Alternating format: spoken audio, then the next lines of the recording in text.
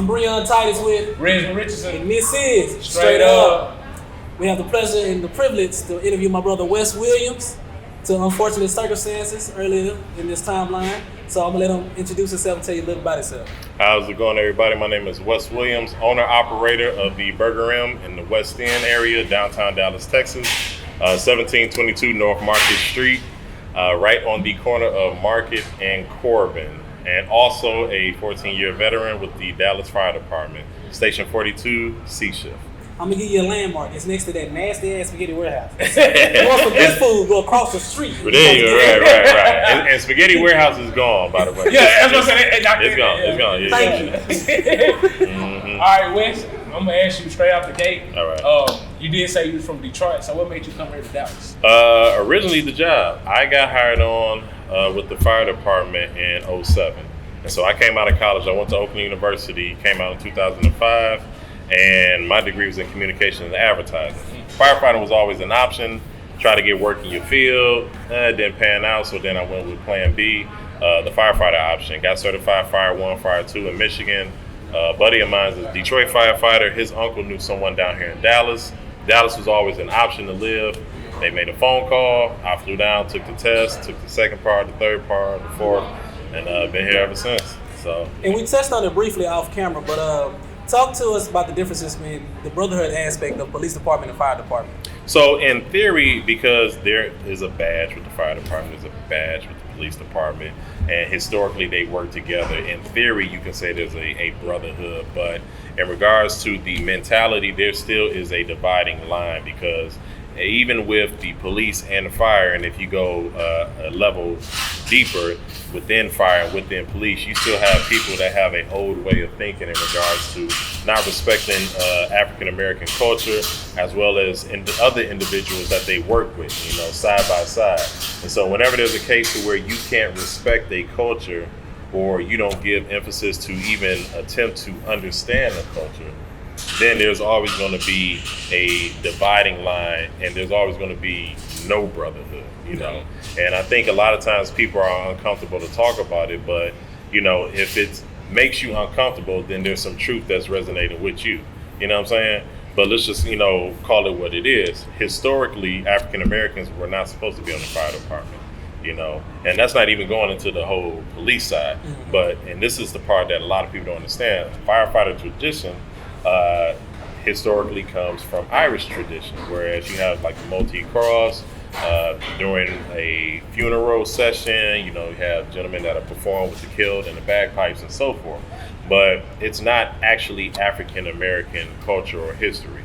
In Dallas, the first black firefighter, I want to say, was in 1969. I think the gentleman's name was Ken Johnson, And so you can imagine in 69, the type of ridicule he experienced trying to be the first amongst white men. And granted, don't get it twisted, you do have some that don't think that way or don't have an issue with African Americans or with black cultures, but during that time it was the majority.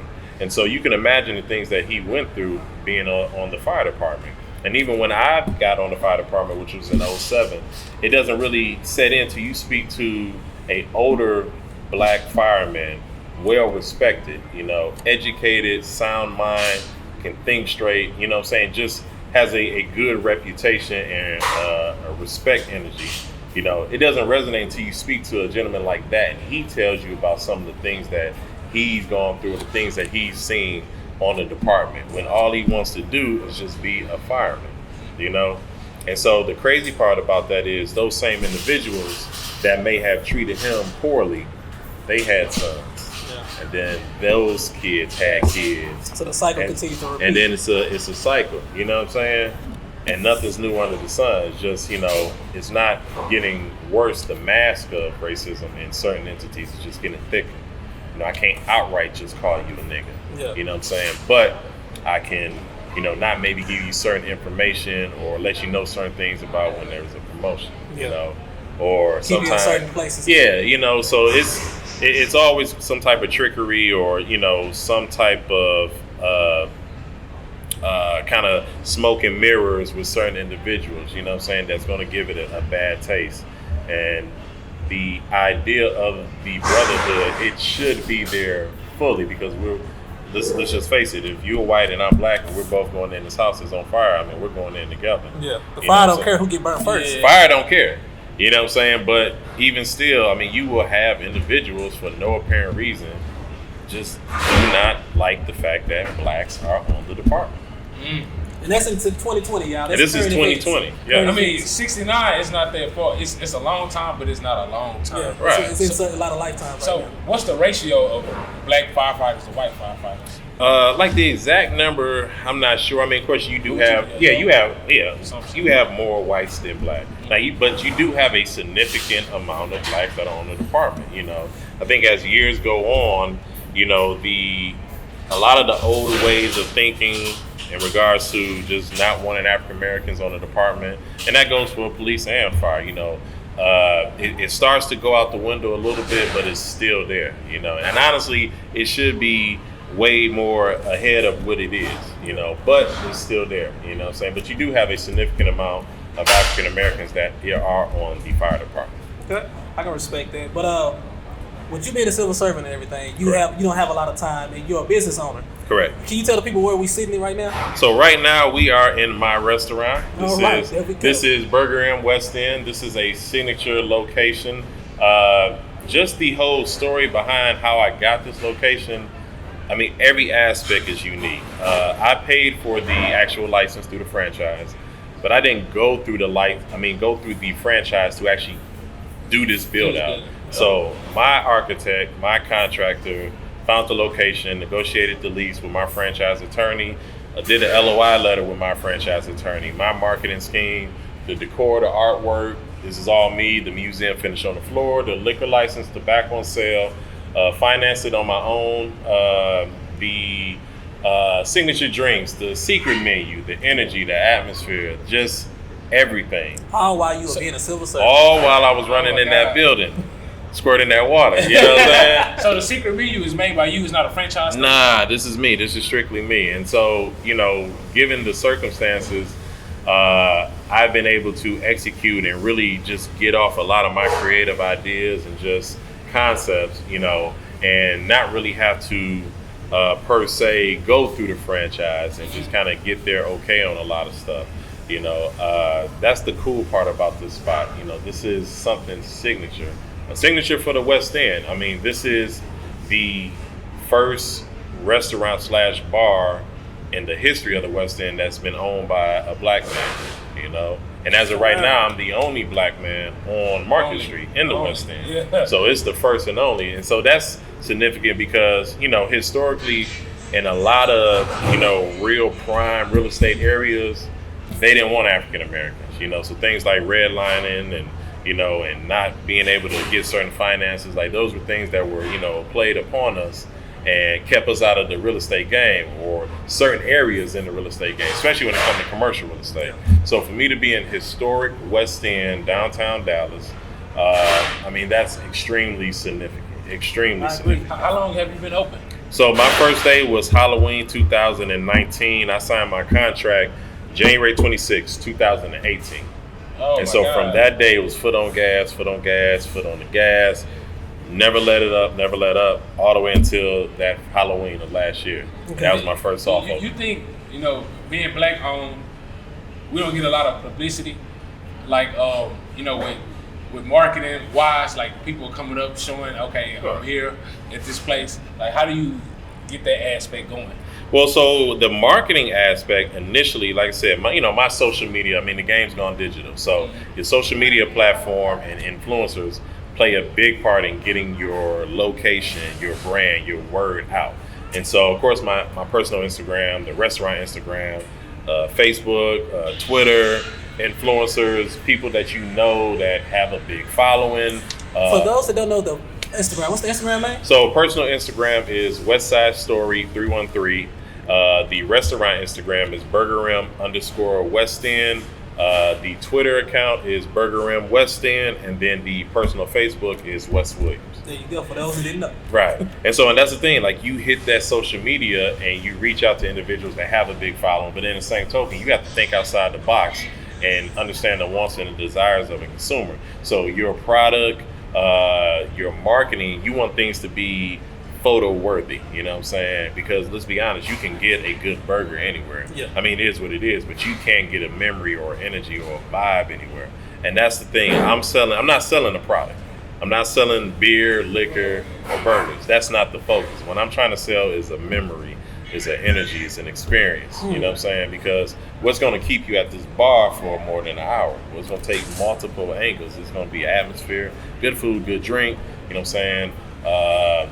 Things you watching on TV, what you looking at. You know what I'm saying? Just the whole The small stuff. Yeah, the small stuff. You know, the devil's in the details. So those are the things that's going to play into what's going to make your spot special and what's going to make it special enough to market. And take it a step further, what's going to make it special enough to market and for me to take a picture of it. You know what I'm saying? So when you got 50 million followers and you snap a picture of the graffiti burger, which is a double Angus burger with everything on it, with fried egg and bacon and queso cheese, and you take the angles on it and you hashtag graffiti burger or you hashtag Burgerim West End, it goes viral. And, you know, people are like, yo, I want to try this. Yeah, It just I gotta go looks try that. good. I don't know what it is, but I want to eat this thing. You know what I'm saying? Take that quarantine 15 to a 20. Exactly. We was gonna order some stuff, but you know, Us coming at the wrong time, we get to order off the menu. Yeah, we got time. We're having a good time, but we have to remind people the timeline we're living in. We're a little bit 2 weeks removed from the unfortunate death, murder of George Floyd. And unfortunately, my brother's shop was attacked and rioted. You want to speak on the things you have to deal with? Yeah, so first let's get an understanding of the dynamics of a protest and a riot. So a protest is a constructive cry for help. When that constructive cry goes unheard, then it becomes a riot. So a lot of times people are real focused on the effect, but not the cause. You know what I'm saying? So you can't really just attack the effect without paying respect to the cause. There's a reason why we got to this point. Respect. You know what I'm saying? And so on the flip side of that, when you add the business aspect to it, that Friday night as I closed down at 9, I knew that there was a protest downtown, which I have nothing against. I'm for protesting. I mean, it is what it is. Sometimes you have to collectively come together to try and get that cry out there. You know, I closed at 9, went home, came back at midnight just to check on the shop, you know, because historically I understand how it shifts. Came back at midnight, shop was good, restaurant was good. Came back at 2 a.m., restaurant was good. Then at 3 a.m., I get a text with a picture, and it was actually my old employee. He said, hey, 2 of your windows are bust out. I think you need to get down here. I think somebody's trying to get in. Within an hour, like I literally was down here. So I get in the car, drive down, I don't stay too far.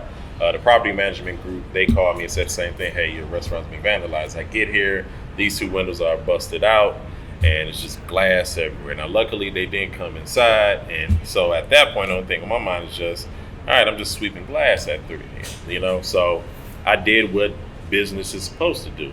You know, I got back on my square, I made a phone call, somebody showed up, we swept out glass, we put up wood, and I did a post that night, basically just letting the community know, you know, even if he didn't come out and put up wood, maybe I just still kept the busted glass.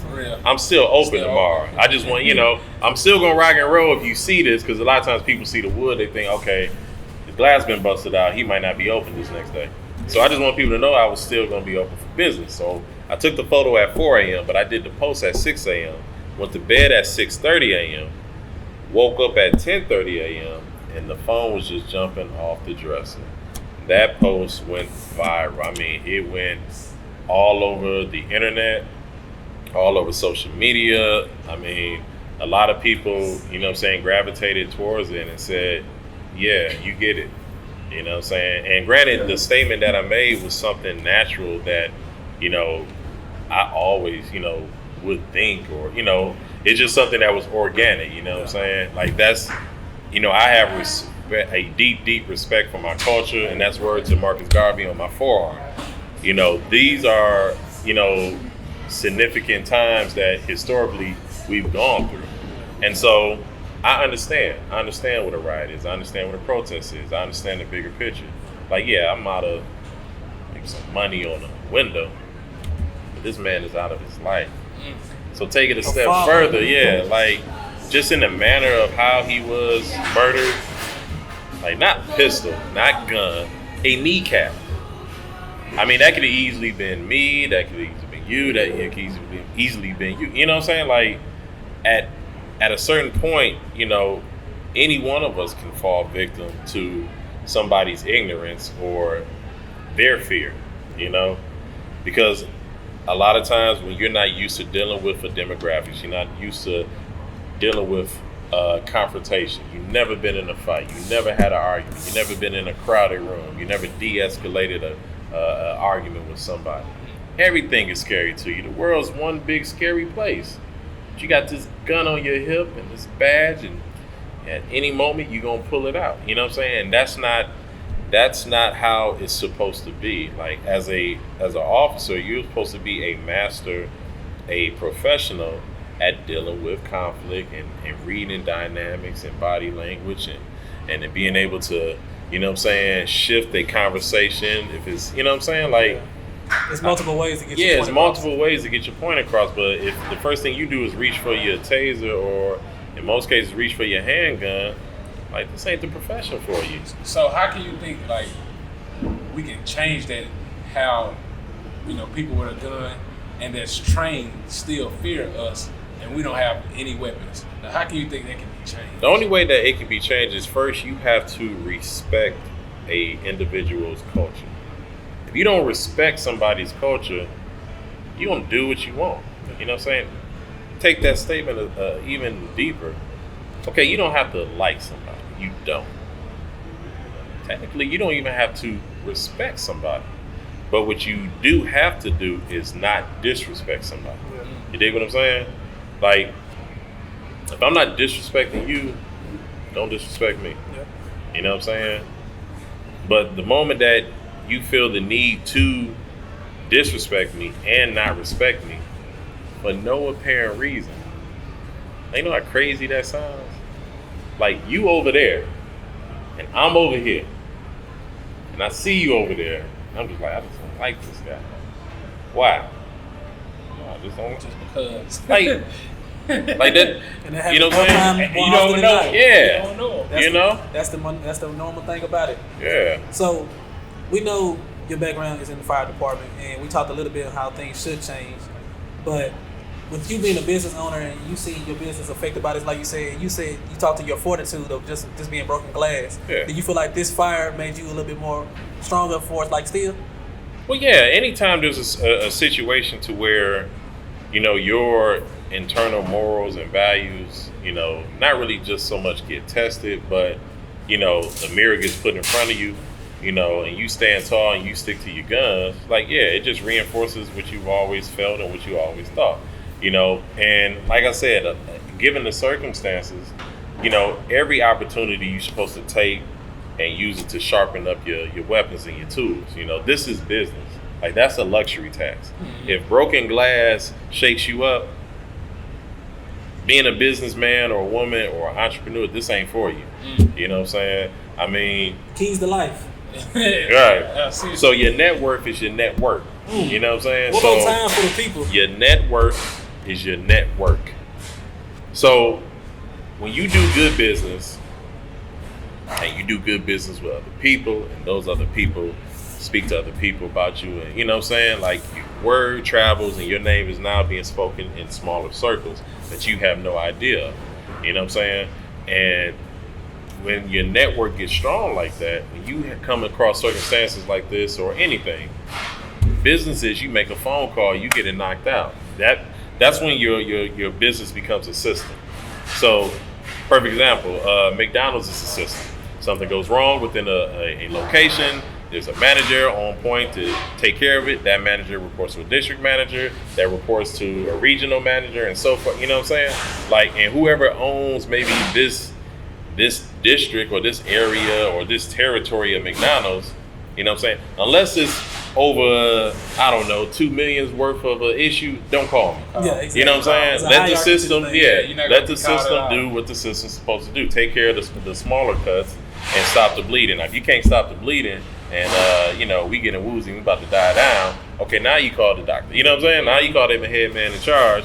and I step in, you know. But that's the thing, like if you get rattled up by the smallest thing when it comes to business, like this isn't a world for you. And like I said, when you do good business, people are willing to be there on call, whether it's to fix the glass in the middle of the night or whether it's, hey, I want you all to show up and support this business the next day.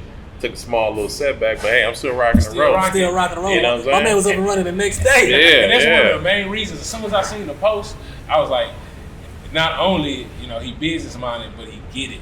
And you fierce. Like, and that's one of my main things. I come back from my major was corporate communication in college. So once I seen that, I was like, okay, his post, it ain't even meant to, you know, market. He just coming from where he feeling. Yeah. And that's the main reason. I was like, hey, Breon, we gotta meet him. We have to. Like, and that's one of the main reasons, you know, we came out and reached out because we understood that you get it. And we felt for you too. Once we heard, I mean, of course we don't want nobody riding, even though we can try to understand the cause of it, but we don't want things being destroyed or the message being delivered. And we felt for you, brother. You know, like when we heard that, you know, they attacked the black-owned business, it's like going against the message. Right. You know, we for our equality and all this good stuff, but we attacking our own. That part. And, you know, and it's one of those things. I feel like they kind of set back the, like you said, it interrupts the message at the same time when you're trying to push it through. Mm-hmm. But your fortitude just proved, like, you know, fire forges steel. Yeah. You know, all about fire apparently. Yeah. You know. So how do you balance that out? Like being a firefighter, like is it?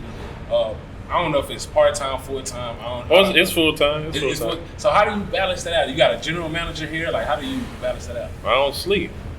Cause y'all, it's like rotations, right? Nah, so the fire department, we do 24 on, 48 off. Woo. So on days when I'm at the fire station, I have a general manager that, you know, runs the show, and she's rock solid. You know what I'm saying? Shout out to Sharika. She's in the back handling business. But yeah, and me and her, like I said, we locked in. So constant communication. You know, when I'm away, she runs the show, makes sure everything is good. She's extremely detailed with the work that she does, and just, you know, making sure that the rules and the regulations that I want this to uphold, like, she enforces those. And then, of course, then when I'm not at the fire station, I'm here, you know, just hanging out, meeting the customers. I mean, I get back there, make a few drinks. I'm a bartender myself. Ring in some orders, clean some toilets. Emphasis on that, I clean toilets. I know that's hard. And key part of a good restaurant is the bathroom. Yes. Clean the bathroom. You want a clean bathroom. Why? Because a nasty bathroom is going to scare away women. Oh, that's a lot of conversation. If you cannot get women into your establishment, you cannot get money into your register. Ladies, and it's just talking to y'all. It is what it is. So small things like that, you know, the bathroom, wiping down tables. I'm big on things being neat. You know, when you walk into a room and you see stuff organized and detailed, like, it does something to you subconsciously, you know what I'm saying? Where it makes you feel good. So that's why a lot of times, even when the patio's packed, I go out there and I straighten up the table and I wipe it down and, you know, make sure things are, you know, in line, you know. So small stuff like that. Small devil's in the stuff. details. Yeah, the devil's in the details. And I'm glad you said that you the one that cleaned up the restrooms and stuff like that, because as a business owner, it's good for your employees to see, okay, he in it too. Yeah, oh yeah, definitely. And that brings a whole motivation through them. Like, I'm a big person, I watch Bar Rescue. Right. So everything you said is like spot on. Yeah, and that's the thing, like, you know, this is your child. Mm-hmm. So just like when you first have a kid, you know, you want to be with the kid all the time till the kid gets grown and old enough to sustain his own life, and he can, you know what I'm saying, brush his own teeth and take his own bath, you know what I'm saying? Then you don't have to be there all the time, you know what I'm saying? So that's the thing, like, you have to be hands-on with a lot of this stuff, you know what I'm saying? And I, you know, when it comes to the employees, like I said, I hire slow but fire fast. I like and that. so, I like that. you know, if I can do it, you can do it. If the energy is wrong, or, you know, I just feel like you're not fitting in the mold, yeah, you got to go. It is what it is. I you know, that. I move on principle and not emotion when it comes to money and business. And so when you do that, you know, decisions like that, they're easy. You know, this ain't personal. You just bad for business. Yeah. So Never the personal. dope. You know, business. yeah, it's never personal. So we touched on some of the harder subjects. I want to go to the lighter side of your menu since you customize the menu. Yeah. I got some detailed stuff on that. Okay, so what's your personal favorite? And second question, what's something you working on that you want to add to the menu? Personal favorite is probably the munchie meal. Munchie meal. The Break that down munchie for us. meal is basically either the sweet potato or the regular fries, and they're bacon, jalapeno, and cheese with a fried egg and chopped up crispy chicken tenders on Don't top. be like this right now. And you take a little ranch and you just drizzle it on top. And it's called the munchie meal. You know? You got one fry back there over I right know, right? I'm talking all the right stuff.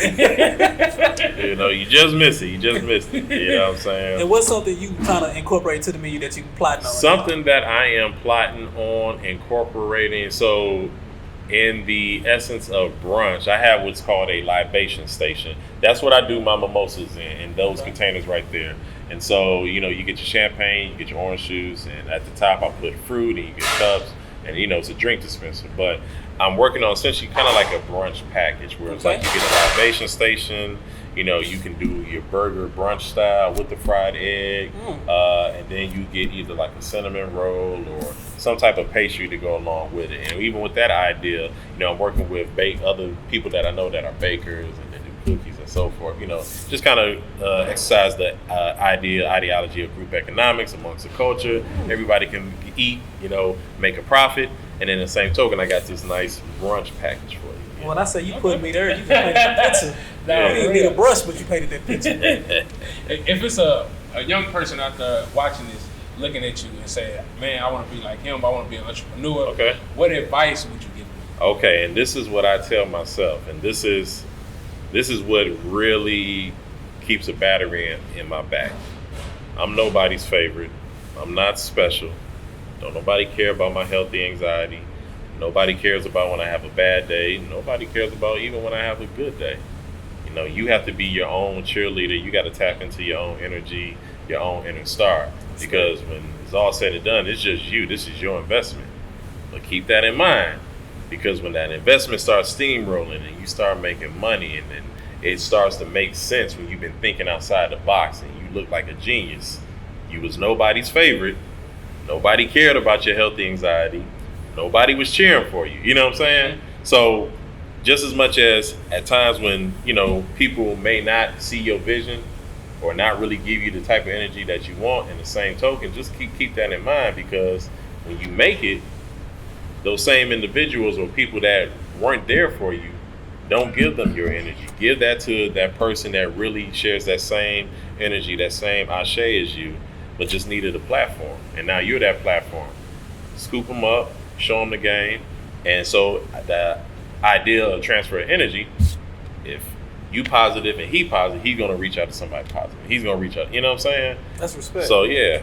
I like that. That word of mouth. Because a lot of people look for acknowledgement without saying anything, but if you acknowledge yourself first, you can start moving places. I respect that. I'm a borrow that if you don't mind. Yeah. It starts within. You know what I'm saying? Definitely. I like that. So 10 years from now, like, what are you going to look back on and say, okay, this is what I always wanted to accomplish? Do you want more franchises? Do you want to open up something else? So the ultimate umbrella is time. That's essentially what I want here. Now, of course, under that umbrella, things like being wealthy and having a vast number of investments, and then, you know, you go through the phase of just being a millionaire, right under a billionaire, then under a millionaire, you're just kind of rich, you got a nice big bag, and you're making a lot. You know, I want to go through all of those phases of making a lot of money, and then being able to, you know, educate and invest in more ideas, and, you know, and take naps and just do whatever it is I want to. Because when you have the time and the lifestyle, that means you have the aggressive passive income that's coming in to allow you to do whatever it is you want to. Passive income. Yeah. I like that a lot. Especially the take nap part. Yeah, you know what I'm saying, man? Your health is your wealth, man. Yeah, that's right. You know, and you putting in all these hours. Mm-hmm. My boy's still in here yoked up. I gotta follow him around. That's what I'm doing wrong. I'm barely a buck. I told you, I've lost weight. Another thing is, you still a firefighter, right? Correct. So, when do you see yourself like ending your career of being a firefighter? Then how can you tell the people you can still work somewhere else and still be living your dream and investing? Well, the thing is, be a investor with a plan. You know, be a thinking person. Don't just jump out the window with nothing.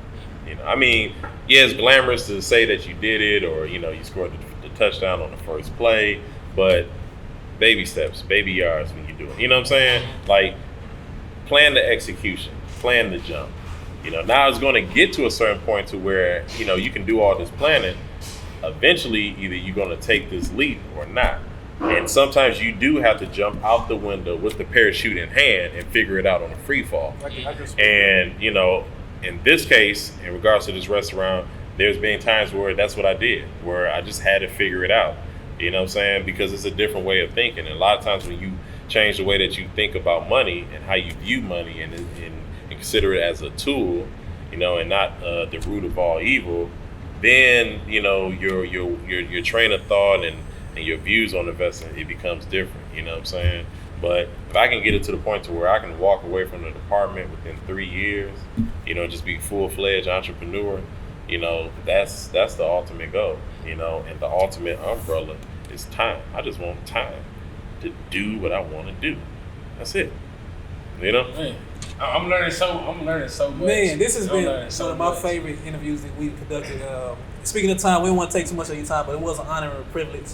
Can you just run through all your platforms again, just to make sure people can catch them at the beginning? Okay, so once again, on Instagram, my personal IG is Westside Story 313. The restaurant's IG is Burgerim_Westend.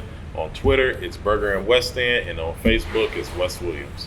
When you gonna drop that 313? Put that 214 there. Listen. You do that now. I am Detroit to the core, and that is respect to my whole right arm. You know, what you 10 years now, you 214 now. Any events you want to shout out to the people, let them know about, or anything before we get out of here? Yeah. So as far as this week, if anybody is free, if you can come out, and I'm speaking to all friends on the fire department, on the police department, photographers, videographers, my frat, all Greeks, anybody in city council, teachers, nurses, other restaurant owners. This Wednesday at 5 p.m. I am having the ribbon cut ceremony for my location with the Black Chambers of Commerce. So if you are free at 5 p.m., please come on out. It'll be a quick ceremony. We'll cut the ribbon. I'll say a few words. We'll pay respect to just, you know, certain individuals. And then, of course, I'll be open. You come in, get some food, fellowship, have a drink. Let's just bond. Let's talk. Let's build. You know what I'm saying? So this Wednesday, 5 p.m., Burgerim West End, 1722 North Market Street. Official ribbon cutting with, of course, my location, me, myself, and the Black Chambers of Commerce. And for those that don't know, the date is June the 7th. So, Right. just in case you watch the video afterwards, don't show up June the 15th on Wednesday. I'm looking for that. But tell you where it's at. I feel like he gave us a lot of knowledge, a lot of self-help. You know what I'm saying? So we appreciate you, brother. And we can't wait to try that munchie meal. I know I'm going to try that first. And honestly, got to come back. And real quick, did you tell the people the hours? The curfew has been lifted. So what I call the pandemic hours is Monday through Sunday, 11 a.m. to 10 p.m. Oh, right. Yeah. Now, once we get past the kind of the stay at home and the quarantine and everything kind of gets back to normal, my normal business hours are Sunday through Thursday, 11 a.m. to midnight, and Friday and Saturday, 11 a.m. to 2 a.m. Oh, all right. So if you don't know, you didn't listen. And if you don't go, you can't walk. There it That's is. all it means. There it is. I'm Breon Titus with Res Richardson. and this is Straight up. See y'all soon. Holla.